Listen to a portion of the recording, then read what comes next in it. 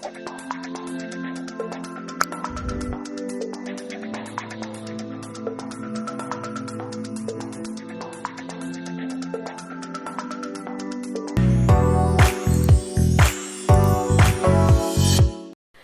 Friends, welcome back to our channel. चलिए जी, अब तक हम लोगों ने कवर किया है एक्सरसाइज 1.2 का फर्स्ट पार्ट, जिसमें क्वेश्चन था is every irrational number is a real number. तो हमने उसको अच्छे से एक्सप्लेन कर दिया था। Now we will move to the second part. Second part क्या कह रहा है? Is every point on the number line is of the form of root m where m is a natural number। क्या number line पे हर एक digit जो हम plot करते हैं वो रूट m के फॉर्म में होता है? अगर वो होता है तो और m जो है वो नेचुरल नंबर है, तो चलो प्लॉट करके एक बार देख लेते हैं। ये हमारे पास 0 हो गया, 1 हो गया, 2 हो गया, 3 हो गया, -1 हो गया, -2 हो गया एंड -3 हो गया। अब नेचुरल नंबर वो है, देखो रूट m के फॉर्मेट में हो या ना हो, सबसे पहला पॉइंट तो ये बैठता है कि नंबर लाइन में हमारे पास इनवर्सेस भी इंक्लूड होते हैं एंड नेचुरल नंबर में हमारे पास इनवर्सेस नहीं आते, नेचुरल नंबर सिर्फ पॉजिटिव जाते हैं। तो फर्स्ट तो ये होता है कि दैट नेचुरल नंबर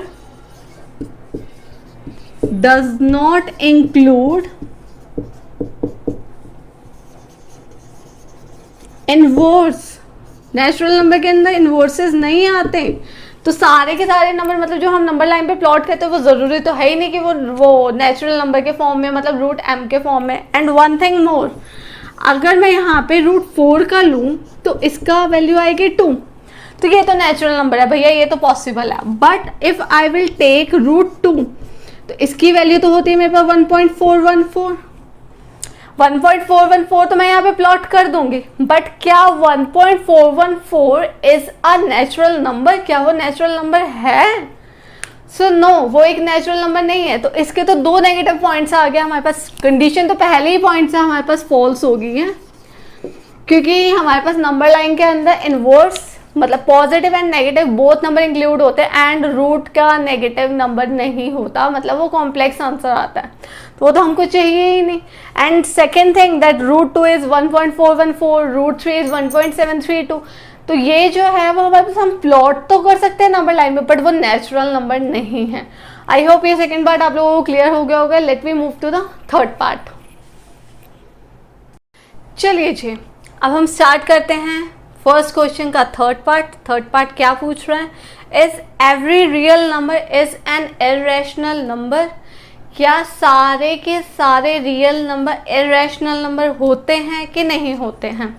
चलिए जी, सबको पता है रियल नंबर क्या होता है हमारे पास, rational number plus irrational number, यही पढ़ा था अब तक हमने। एंड इरेशनल नंबर तो सबको पता है क्या होता है irrational number, which can not be represented in the form of p/q। तो क्या सारे के सारे रियल नंबर इरेशनल नंबर में लाई करते हैं? सारे के सारे रियल नंबर इरेशनल नंबर में लाई करेंगे? जहां पे रियल नंबर में प्लस रैशनल नंबर भी होते हैं तो इरेशनल नंबर भी होते हैं। सो देख के पता चल रहा है कि क्या सारे रैशनल नंबर इरेशनल नंबर के अंदर आएंगे? No, not possible. तो आंसर आएगा इसका false. I hope you get the point and I hope ये थर्ड पार्ट आपको अगेन क्लियर हो गया होगा। Now we will come to the second question. चलिए जी, अब हम स्टार्ट करते हैं क्वेश्चन नंबर 2, एक्सरसाइज 1.2 का क्वेश्चन नंबर 2। रीड आउट करते हैं क्वेश्चन क्या कह रहा है। Are the square roots of all positive integers irrational. मतलब अगर मैं स्क्वायर रूट लूं, if I am taking square root of positive number, कोई भी पॉजिटिव नंबर लूं, तो वो क्या इरेशनल आएगा? क्या वो p/q के फॉर्म में नहीं आएगा? इफ नॉट, अगर ऐसा नहीं है, give an example of square root of a number that is a rational number. अगर ये स्टेटमेंट फॉल्स है दैट कि स्क्वायर रूट अगर मैं सारे के सारे पॉजिटिव इंटीजर्स का लूँगी तो वो इरेशनल ही आएगा, अगर ये स्टेटमेंट फॉल्स है तो आपको एक ऐसा एग्जाम्पल देना है जिसमें आप एक्सप्लेन कर सको कि अगर मैंने स्क्वायर रूट निकाला किसी भी पॉजिटिव इंटीजर का तो वो रैशनल नंबर आया। चलिए जी देखते हैं कैसे करते हैं हम इस क्वेश्चन को। तो पहली बात तो स्क्वायर रूट सारे के सारे इंटीजर्स का, पॉजिटिव इंटीजर्स का इरेशनल आएगा।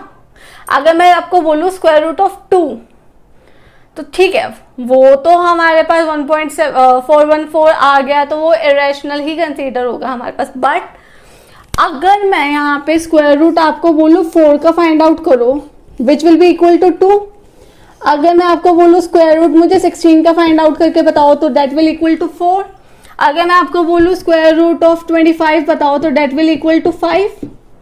तो क्या ये सारे इरेशनल नंबर है? No, these are rational number. तो मतलब जो गिवन स्टेटमेंट थी दैट सारे के सारे जो पॉजिटिव इंटीजर्स का रूट होता है वो इरेशनल होता है, इज टोटली रॉन्ग। सो यहाँ पे हम लिख देंगे false, square root of all positive integer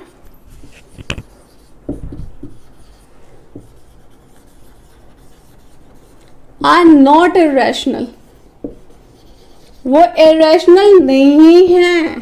ठीक है जी, वो नहीं है। अब उन्होंने कहा एग्जाम्पल दे के बताओ कि अगर मैं स्क्वायर रूट लूं और वो रैशनल आए, तो ये एक ऐसा एग्जाम्पल है जिसका हमने स्क्वायर रूट लिया वो रैशनल नंबर आया, हमारे पास इरेशनल नहीं आया।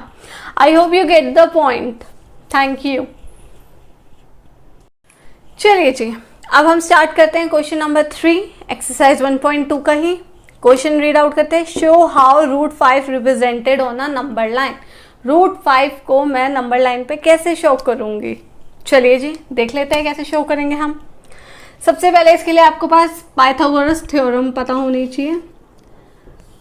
पहले तो हम एक पाइथागोरस थ्योरम के लिए एक्सप्लेन कर देती हूँ कि पाइथागोरस थ्योरम से कैसे होगा।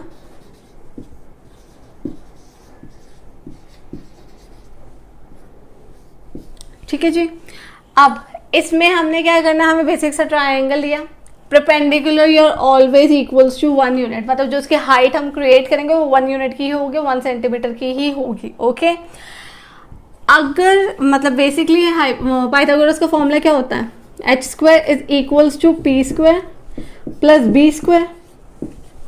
अब परपेंडिकुलर मैंने 1 रख दिया, ऑफकोर्स मेरा हाइपोटेन्यूज जो है वो रूट 5 होना चाहिए, मतलब मेरे पास यहाँ से h की वैल्यू जो है वो रूट 5 आनी चाहिए। कैसे आएगी रूट 5? क्योंकि मुझे रूट 5 के लिए बनाना है, तो बेसिकली मुझे पता होना चाहिए कि मेरा परपेंडिकुलर क्या है, मेरे बेस क्या है। परपेंडिकुलर मैंने 1 रख दिया, तो यहाँ पे तो चलो मेरे पास हो गया 1 का स्क्वायर। अब b की वैल्यू मतलब मैं बेस क्या रखूंगी कि मेरे पास यहाँ पे ये रूट 5 आए, तो यहाँ पे मेरे पास आ गया 1। अब मुझे 5 बनाने के लिए मुझे क्या चाहिए, 4, बट उसका स्क्वायर 4 का स्क्वायर रूट अगर मैं करूँ क्या आएगा, 2 का स्क्वायर। तो आ गया ना ये हाइपोटेन्यूज की value, that is 1 + 4 equals to root 5। तो बेसिक सा यहाँ पे हमारे पास मेथड ये था कि मैं क्या परपेंडिकुलर रखूँ एंड क्या मेरा बेस होना चाहिए कि मेरे पास जो हाइपोटेन्यूज है वो रूट 5 आए। आई होप ये पॉइंट आप लोगों को क्लियर हो गया होगा। चलिए जी आगे देखते हैं इसको हम कैसे एक्सप्लेन करेंगे। चलिए देखिए, हमने नंबर लाइन बनाई, ये पार्ट को थोड़ा सा ध्यान से समझिएगा। 0 1 2 3 4। ठीक है जी, हमने ड्रॉ कर दिया। हमारा जो बेस है वो कितने यूनिट्स का है, 2 यूनिट्स का। तो मतलब यहाँ पे हम 2 यूनिट्स आ गए, 0 से 2 तक आ गए हम। अब यहाँ से आपको बनाना है 90 डिग्री का एंगल। एंगल बना लो या डी रख के कर लो, totally up to you. Angle आपको पता है यहाँ से क्या करना होता है, सेम ही लेंथ, एक कुछ भी पर्टिकुलर लेंथ के आप अपनी कंपास खोलिए, यहाँ पे उसकी टिप रखिए कंपास के, एंड आपके पास यहाँ पे आ जाएगा ये। ठीक है जी, आपने एक सेमी सर्कल सा आर्क बना ली। 1 आर्क आपको यहाँ पे रख के मारनी है एंड एक आर्क आपको यहाँ पे रख के मारनी है। सेम लेंथ की, आपको कंपास की लेंथ को चेंज नहीं करना है। एंड देन यहाँ पे रख के आपको एक आर्क यहाँ लगेगी, एक आर्क यहाँ लगेगी। तो यहाँ से आपको जो परपेंडिकुलर लेना है, परपेंडिकुलर हमारे पास कितने ही सेंटीमीटर का, 1 सेंटीमीटर का, यहाँ से 1 सेंटीमीटर का ड्रॉ कर देंगे। देन आफ्टर दैट ये चीज हमारे पास O से ज्वाइन हो जाएगी। तो ये हम ले लेते O A C, ठीक है जी, या B ले लेते हैं इसको हम, ठीक है जी। अब यहाँ पे रख के जितना भी ये डिस्टेंस है ओ बी का, जितना भी डिस्टेंस है उतना ही आपने अपनी कंपास को खोलना है and make an arc through this point, okay, that will consider D. तो ये आपके पास √5 है and this will also equals to √5। Again explain करती हूँ कैसे किया हमने। बेस हमारा 2 होना चाहिए, तो बेस हमने 2 ले लिया। यहाँ पे 90 डिग्री का एंगल बनाना है, जरूरी नहीं है एंगल प्रॉपर कंपास के साथ बनाना है, आप अपने डी के साथ भी 90 डिग्री का एंगल मेजर कर लो। देन इसको ज्वाइन कर लो ओ पॉइंट के साथ। तो ये ओ बी जो है वो तो हमारे √5 है। अब जितना ओ बी का डिस्टेंस है, ये जो डिस्टेंस है उतनी कंपास खोली एंड यहाँ से टक टक टक टक टक टक करके आर्क बना दी। ये भी √5 है एंड ये भी √5 है, मतलब जो आपका ओ बी होगा will be equals to B D, that is equals to √5। I hope आपको ये क्वेश्चन समझ आ गया होगा। चलिए नेक्स्ट क्वेश्चन स्टार्ट करते हैं। चलिए जी, लास्ट क्वेश्चन जो हम लोगों ने छोड़ा था वो था एक्सरसाइज 1.2 का क्वेश्चन नंबर 3 हमने कंप्लीट कर लिया था, जिसमें हमने वो नंबर लाइन बनाई थी √5 की। Now we will start with the question a classroom activity, question number 4 of exercise 1.2। Question read out कर लेना। वहाँ पे आपके पास क्वेश्चन में क्या है कि आपके पास एक स्पाइरल एक्टिविटी है जिसमें हमने ये नंबर लाइंस बनाई है। √5 की नंबर लाइन मैंने आपको बनाने ऑलरेडी सिखाई थी। दैट हमारे पास फॉर एग्जांपल एक राइट एंगल ट्रायंगल है और अगर मैंने √3 की बनानी है तो this will be 1, what will be this, तो h is equals to √p² plus b² होता है। p की वैल्यू ऑलवेज इक्वल होती है 1 के, तो ये 1 का स्क्वायर हो गया। अब b की वैल्यू क्या रखेंगे कि हमारे पास आंसर √3 में आए, मतलब हाइपोटेन्यूज की वैल्यू √3 आए, तो ऑफ कोर्स यहाँ पे किसका स्क्वायर रखेंगे, √2 का स्क्वायर, बिकॉज √2 का स्क्वायर 2 हो जाएगा, 2 + 1 इज 3, तो √3 हमारे पास इस अकॉर्डिंग आ जाएगा। चलिए जी, तो सिमिलर क्वेश्चन अब हमको यहीं पे करनी है एंड इसकी क्या करनी है, आपको स्पाइरल फॉर्म ना पूरी कंप्लीट करनी है, जहां तक भी जाएगी हमको वो कंप्लीट करना है। तो कैसे करना है हमको, हम लोगों ने एक ट्राइंगल लिया, यहाँ से एक लाइन ड्रॉ की, यहाँ से हमने 90 डिग्री का एंगल बनाया एंड आफ्टर दैट ये 1 हो गया, ये 1 हो गया, ये √2 हो गया। सिमिलर तरीके से अब इसके आगे हमको प्रोसीडिंग करनी है। प्रोसीडिंग कैसे करेंगे, this one is your √4, perpendicular is always equals to 1, यहाँ से 90 डिग्री का एंगल हमने ड्रॉ कर दिया, ठीक है। And then after that we will join this line to O point, this will be equals to what, √5।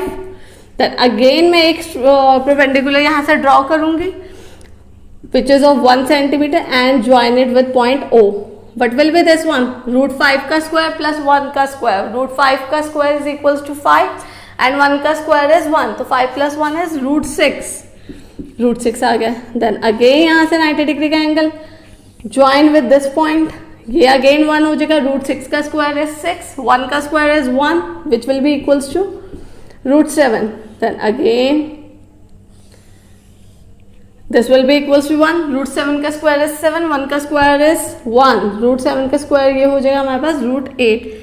Again 1 centimetre की हमने खींच ली, मतलब परपेंडिकुलर लाइन ड्रॉन कर दी and join this line to point O and this will become √9। Then again हम 90 degree का angle draw कर देंगे, यहाँ से ज्वाइन कर देंगे इस लाइन को इस पॉइंट से, this will be equals to 1 and this will be equals to √10, ठीक है जी। अगेन 1 सेंटीमीटर की 90 डिग्री की लाइन ड्रॉ करेंगे, इसको एक्सीड कर देंगे, this will be 1, this will be equals to √11। Again 1 centimetre के 90 डिग्री का एंगल की line, join this line to this, ये 1 हो गया, ये √12 हो गया। देन अगेन यहाँ से 90 डिग्री की line, join this line with point O, this will be equals to √13। Then again 90 degree की line, point this to this, √14। तो ऐसे ऐसे करके हमारे पास ये आई थिंक सो √17 तक बहुत इजीली चला जाएगा। ये हो जाएगा आपका √14, 15, 16, and then 70, root 15, root 16, root 70, ऐसे ऐसे करके ये स्पाइरल फॉर्म और कंप्लीट होता रहेगा। एंड ये सारे जो होंगे परपेंडिकुलर आपके पास 1 के हैं, 1 सेंटीमीटर के हमारे पास सारे परपेंडिकुलर लाइन है। एंड ये सारे हमारे पास 90 डिग्री के एंगल हमने बनाए हैं यहाँ पे।